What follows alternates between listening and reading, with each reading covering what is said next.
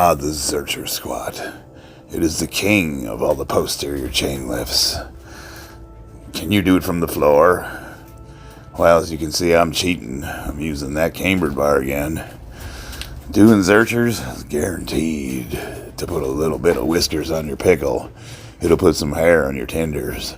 It'll drop your voice real low. But before you blow your butthole out, it's probably best to warm up. As you can see, just decided I got home really late from work today, so I just threw the tank top on for visual effect, and I got after it.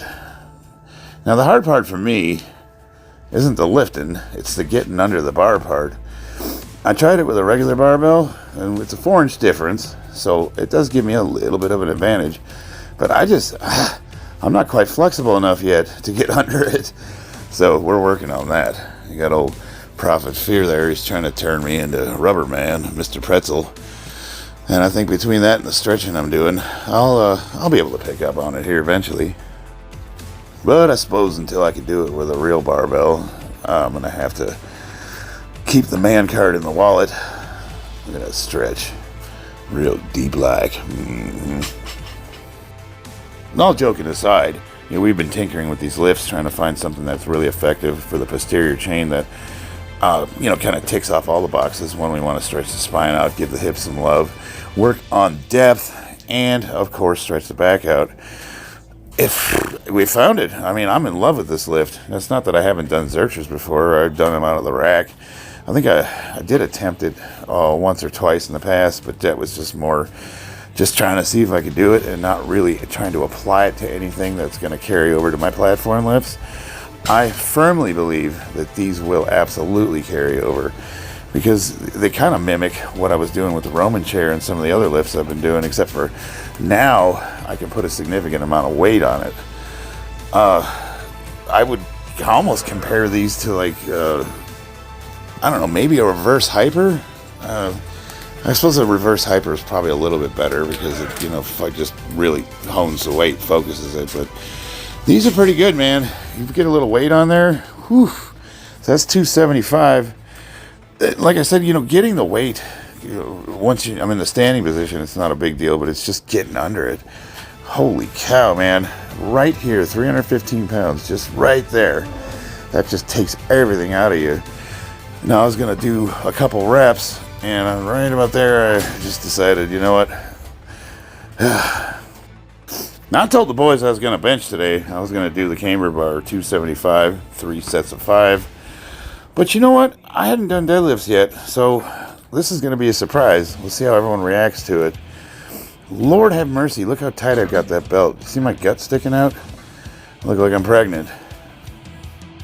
Now one might ask, why do you have it that tight? Well, I'm here to tell you right now, when I'm all the way bent over like that, with my arms in a snatch grip position, and I'm just kissing the weight off the ground, I am in a very compromised position because when I'm fully bent over, it's really, really hard for me to hold my breath. And that, of course, keeps the core tight. So as soon as I exhale, I lose all that rigidity, and that puts me in a really compromising position.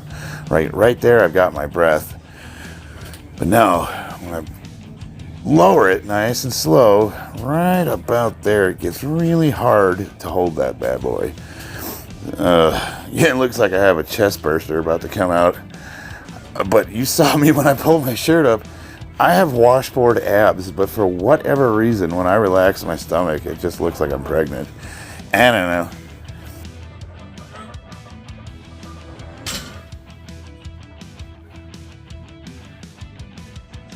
Look at that. Oh, man. I'm like some kind of a mutant alien, a science project. I don't know. I don't tell you. I've heard people say, well, that's from using growth hormone and Palumbo gut.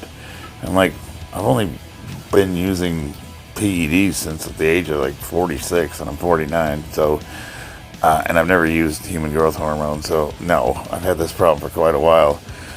Hopefully we'll get it fixed, but it's going to require surgery. And they said if you're going to do that, don't do it while you're still competing. Now, my limiting factor this last competition was my grip strength. And I used to do heavy dumbbell rows where, no straps, no nothing. and that thin bar with bad knurling. This will get your grip strength really good, really fast. That is absolutely the limiting factor. I think I went up to, I don't know, 170, 180. Yeah, that looks like 170. The bar weighs, I don't know, like 12 pounds. We'll say 10 pounds for science. I'm not doing that off stuff, you know. Every barbell weighs 45 pounds, period. It's just bro math, you know what I mean? Now, I get to go in the house and do yoga with my wife and my daughter. Hey, yeah.